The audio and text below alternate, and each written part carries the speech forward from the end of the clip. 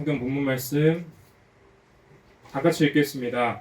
사람이 감당할 시험 밖에는 너희에게 당한 것이 없느니 오직 하나님은 믿으사 너희가 감당치 못할 시험 당함을 허락지 아니하시고 시험 당할 즈음에 또한 피할 길을 내사 너희로 능히 감당하게 하시느니라. 아멘. 주님을 찬양합니다. 오늘은 저에게 너무나도 뜻깊은 날입니다. 제 인생의 첫 설교인데 무슨 본문을 나눌까 고민을 하다가 제 평생에 제게 가장 힘이 되었던 가장 좋아하는 구절을 함께 나누기로 했습니다. 이 노트는 제가 10년 전 고등학교 3학년 때 쓰던 노트인데요. 여기 맨 앞장에 보면 성경 구절이 있습니다. 그건 바로 오늘 성경 본문인 고린도전서 10장 13절 말씀인데요. 제가 한번 다시 읽어보도록 하겠습니다. 사람이 감당할 시험 밖에는 너희에게 당한 것이 없나니 오직 하나님은 미쁘사 너희가 감당치 못할 시험 당함을 허락지 아니하시고 시험 당할 즈음에 또한 피할 길을 내사 너희로 능히 감당하게 하시느니라. 아멘. 각자의 상황과 나이에 맞게 하나님께서는 적절한 시험을 주시는 것 같습니다. 그 당시 제게도 시험이 여러 번 찾아왔었는데요. 지금 보면 그렇게 큰 일은 아니지만 그 당시 어렸던 제게는 이 세상 가장 큰 시험으로 느껴졌었습니다. 그럴 때마다 저는 이 말씀을 읽으며 마음을 다잡았습니다. 지금 내가 받는 시험은 분명 하나님께서 주신 시험이니 감당할 수 있다라고 말이죠. 정말 그 말씀을 읽을 때 제 마음에 확신이 생겼고 큰 힘이 되어 결국 하나님의 은혜로 모든 시험을 통과할 수 있었습니다. 여러분은 요즘 어떤 말씀으로 힘을 얻고 시험을 통과하시나요? 여러분도 분명 말씀으로 시험을 통과하신 경험이 있으실 겁니다. 그래서 오늘의 주제는 시험입니다. 소제목 첫 번째로 시험이 무엇인지에 대해서 볼 것이고 그 다음 두 번째는 시험의 종류를 볼 건데 성경의 사례를 들어 보도록 하겠습니다. 세 번째는 시험을 어떻게 우리가 이겨나가야 하는지 그 방법에 대해서 보도록 하겠습니다. 첫 번째 소제목입니다. 시험이란 믿음인지 알아보기 위해 혹은 믿음을 연단하기 위해 특별한 사람, 환경, 질병 등이 주어지는 것을 말합니다. 구약은 히브리어로 쓰여졌고 신약은 헬라어로 쓰여졌거든요. 구약에서 히브리어로 시험하다, 유혹하다는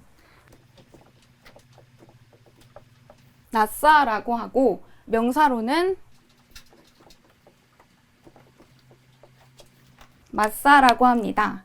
마사라는 시험이라는 말은 이스라엘이 광야에서 물이 없자 하나님을 시험하면서 물을 달라고 한 무리바라는 장소를 가리키는 말이기도 합니다. 그리고 헬라어로는 시험하다, 유혹하다의 뜻은 페이라조라고 하는데요. 이 페이라조의 뜻은 부정적인 의미 그리고 긍정적인 의미 두 가지를 가지고 있습니다. 먼저 긍정적인 의미로는 살펴본다라는 뜻이 있고 부정적인 의미로는 시험하여 넘어지게 한다라는 의미가 있습니다. 긍정적인 의미로 하나님께서는 자주 인간의 지조와 마음을 알아보시기 위해 인간을 시험하십니다. 또한 부정적인 의미로 사탄도 아담과 하와를 유혹하여 선악과를 따먹게 한 것처럼 인간을 시험합니다. 이 두 가지 경우를 모두 포함하고 있는 것도 있습니다. 바울이 그 예인데요. 바울의 육체에 뭐가 있었죠? 네, 가시가 있었습니다. 자기 육체에 있는 가시가 곧 사단의 사자였다고 설명하면서도 한편으로는 하나님의 주권적인 섭리로 주어진 것이라고 하였습니다. 다시 처음으로 올라가서 시험이란 다시 설명하자면 믿음이 있는지 알아보기 위해 혹은 믿음을 연단하기 위해 주어진 것을 말합니다. 두 번째 소제목 시험의 종류를 보겠습니다. 시험의 종류는 크게 세 가지로 나뉩니다. 첫 번째는 사탄에게서 온 시험이고 두 번째는 사람의 욕심에서 오는 시험입니다. 그리고 세 번째는 하나님에게서 오는 시험입니다. 먼저 성도를 죄에 빠지게 하는 사탄으로부터 오는 시험이 있습니다. 말로 깨는 것뿐만 아니라 고통을 줌으로써 우리의 믿음을 저버리고 하나님을 등지게 하는 것, 마귀가 원하는 흐름대로 따라가게 하는 것이 사탄의 계획입니다. 대표적인 예로 예수님이 40일 금식 기도를 마친 후 마귀가 찾아와 시험한 것과 욥의 가족과 그의 모든 소유물을 빼앗기고 심한 욕창을 얻게 된 마귀의 시험을 예로 들 수 있습니다. 그리고 최후 우리가 사탄으로부터 받게 될 큰 시험은 바로 적그리스도로부터 오는 시험입니다. 앞으로 마지막 때 적그리스도가 666표를 통하여 믿는 이들을 시험할 것입니다. 이러한 사탄이 주는 시험들은 유혹의 성격이 강합니다. 장차 강도 높은 믿음을 요구하는 때가 올 것입니다. 그 순간에 사탄 앞에서 믿음을 빼앗기지 않고 하나님 앞에서 우리의 믿음을 확실히 보임으로 모두 시험에서 승리하게 될 줄로 믿습니다. 아멘. 다음으로는 사람의 욕심 때문에 생기는 시험입니다. 야고보서에서는 오직 각 사람이 시험을 받는 것은 자기 욕심에 끌려 미혹됨이라고 말하고 있습니다. 죄성을 가진 우리들은 지나친 욕심 때문에 죄에 빠지게 됩니다. 발람은 이스라엘을 저주하면 큰 금품을 주겠다는 발락의 말에 혹해 바로 그 유혹에 넘어졌습니다. 그리고 질병으로 곧 죽게 되었던 히스기야는 15년을 하나님께 연장을 받았지만 바벨론 사신이 왔을 때 자신의 과시욕을 드러내므로 스스로를 시험에 빠뜨렸습니다. 아나니아와 삽비라 또한 땅 판 돈 전부를 드리겠다고 하나님과 약속을 했지만 돈을 보는 순간 탐욕을 품었습니다. 우리에게도 우리 자신을 크게 흔드는 시험의 때가 올 것입니다. 잠시 이 땅에서의 안락과 행복을 위해 누군가는 돈의 유혹을 뿌리치지 못하고 적그리스도의 표를 받게 될 것이며 심지어 믿음을 저버려 예수를 배반하고 적그리스도를 숭배하게 될 것입니다. 우리 모두는 세상의 유혹으로부터 오는 순간적인 욕심을 과감히 뿌리치고 하나님의 왕국에 소망을 두어야 할 것입니다. 예수님의 시선으로 이 땅을 바라보고 더 나아가 고난 뒤에 있을 새 예루살렘 성을 바라보기를 소망합니다. 마지막으로는 하나님으로부터 오는 시험이 있습니다. 예시로 하나님께서는 아브라함이 과연 하나님을 경외하는지 보시기 위해서 그 아들 이삭을 제물로 바치게 하셨습니다. 또한 하나님은 광야에서 이스라엘이 하나님을 경외하고 마침내 복을 받게 하려고 40년이라는 완전한 시험을 통과하게 하셨습니다. 이러한 하나님의 시험은 성도의 인격과 믿음을 단련하기 위한 것으로 시련의 성격이 강합니다. 성도들이 하나님에게서 최종적으로 받게 될 시험은 성도의 환난입니다. 데살로니가전서 4장 17절의 말씀을 읽어보겠습니다. 그 후에 우리 살아남은 자도 저희와 함께 구름 속으로 끌어올려 공중에서 주를 영접하게 하시리니 그리하여 우리가 항상 주와 함께 있으리라. 아멘. 마지막 한일의 때 적그리스도의 표를 받지 않은 성도들이 함께 모여 공동생활하게 되는 이 성도의 환난을 통과하면 우리 모두는 이 말씀과 같이 휴거되어 최종 종착지인 새 예루살렘 성에 입성하게 될 것입니다. 이러한 여러 시험을 당할 때 성도들은 어떻게 대처해야 할까요? 세 번째는 시험을 대처하는 방법입니다. 첫째로 시험의 성격을 분별해야 합니다. 앞에 본 그 시험의 종류 3가지 중에 하나님으로부터 오는 시험, 그리고 사람의 욕심에서 오는 시험, 그리고 마지막으로 사탄에게서 오는 시험, 이 3가지를 잘 파악을 하고 어떤 시험인지를 분별해야 한다는 것입니다. 사탄과 욕심에서 온 것이면 물리쳐야 하고 하나님에게서 온 것이면 끝까지 인내해야 합니다. 특히 하나님께서 주시는 시험을 우리가 인내해야 하는 이유는 바로 이 시험을 통해 소망을 이루게 하시기 때문입니다. 로마서 5장 3절의 말씀을 다 같이 찾아 읽도록 하겠습니다. 우리가 환난 중에도 즐거워하나니 이는 환난은 인내를, 인내는 연단을, 연단은 소망을 이루는 줄 알미로다. 아멘. 여기에서 연단이란 뜻은 쇠붙이를 불에 달군 후 두드려서 단단하게 함을 의미합니다. 다른 성경에서는 연단을 성품이라고 바꿔 읽기도 합니다. 바꾸어 읽어보겠습니다. 환난은 인내를, 인내는 성품을, 성품은 소망을 이루는 줄 알미로다. 아멘. 지금 우리에게 주어진 시험이 우선 어떤 시험인지를 잘 분별하고 그것이 하나님께서 주시는 시험이라면 그 환난을 통하여 인내를 배우고 인내를 넘어 연단하시는 하나님의 손길을 통하여 우리의 성품이 아름답게 빚어지며 그러한 연단하심으로 결국 소망을 이루게 될 줄 믿습니다. 우리 예찬교회 상동리 건축도 단순한 건물 짓기의 문제가 아닌 우리의 믿음을 확인하시고 우리의 믿음을 연단하기 위한 하나님의 계획일 것입니다. 모두의 완전한 인내와 연단을 통과한 성품으로 이 예찬교회가 세워지기를 소망합니다.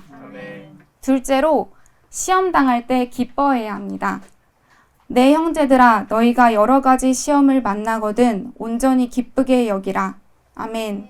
야고보서 1장 2절의 말씀입니다.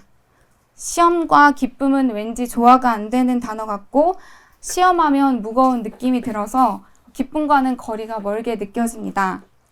그런데 왜 시험 당할 때 기뻐해야 할까요? 그 이유는 바로 뒤에 나오는 야고보서 1장 4절에 쓰여 있습니다. 인내를 온전히 이루라.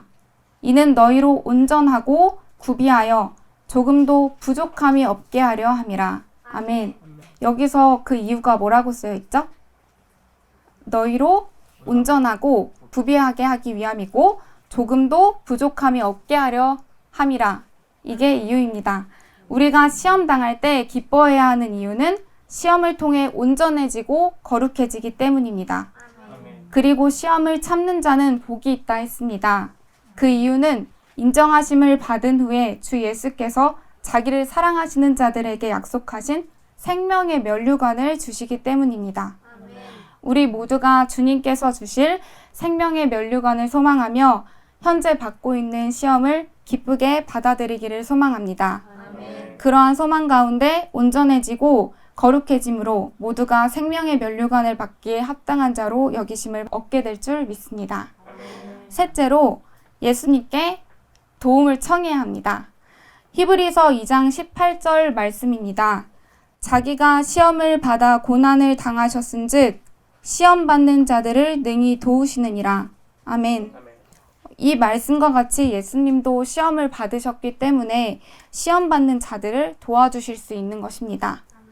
예수님은 이 땅에 계시는 동안 계속하여 사람들로부터, 특히 유대인 지도자들로부터 시험을 당하셨고 심지어 사탄으로부터 시험을 받으셨습니다. 여기서 잠깐 예수님께서 받으신 사탄의 시험에 대해 잠시 보고 넘어가겠습니다. 마귀가 준 시험 내용은 첫째, 돌로 떡을 만들어라. 그리고 둘째, 성전에서 뛰어내려라. 셋째, 나 마귀에게 절하라는 내용입니다. 이 세 가지 시험의 속성을 보면 돌로 떡을 만들어라 라는 말은 물질적인 면을, 그리고 성전에서 뛰어내려라 라는 말은 정신적인 면을, 그리고 마귀에게 절하라는 말은 신앙적인 면을 말합니다. 예수님은 이러한 마귀의 시험을 어떻게 이겨내셨을까요? 맞습니다. 말씀으로 이겨내셨습니다.